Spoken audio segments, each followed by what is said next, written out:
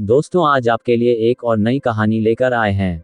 कहानी को अंत तक पढ़े, ये कहानी आपके लिए बहुत दिलचस्प रहेगी। तो कहानी को शुरू करते हैं।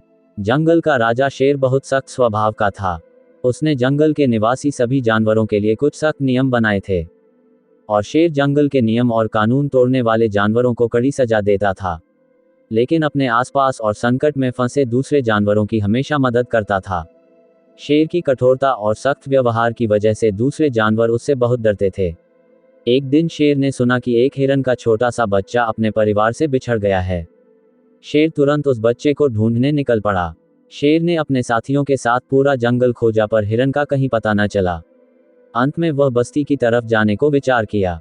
जंगल से कुछ ही दूर गया था कि उसने देखा, एक सुनसान जगह पर कुछ लोगों की आवाजें आ रही थीं। उसका ध्यान उस तरफ गया। चुपचाप वह उनके पास छुपकर पहुंचा और देखा कि हिरन का बच्चा उन लोगों के फैलाए हुए जाल में फंसा छटपटा रहा है, लेकिन वे शिकारी हाथों में बंदूकें लेकर उसके आसपास खड़े थे। शेर ने सभी साथियों के साथ सलाह करके गुपचुप योजना बनाई और जल्दी ही वहां जंगल से चूहों को बुलवाया गया।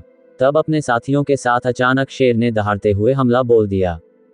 सभी शिकारी इतने सारे जानवरों को देखकर भाग खड़े हुए। जल्दी से चूहों से जाल कटवाया गया और उस बच्चे को लेकर सब जल्दी से जंगल की ओर भाग गए। हिरन के माँ पिताजी भी उसे खोज रहे थे। उन्होंने शेर को देखा, वह उनके बच्चे को बचाकर उनके पास ले आया था और अपने बच्चे को पाकर उनकी आंखें कृतज्ञता से भर गईं। हाथ जोड़कर बोले, महाराज, आज समझ में आया कि आपने जंगल के नियम इतने सख्त क्यों बनाए हैं। यदि हमारा बच्चा अकेले जंगल के बाहर जाने की कोशिश न करता तो आज इस मुसीबत में न पड़ता।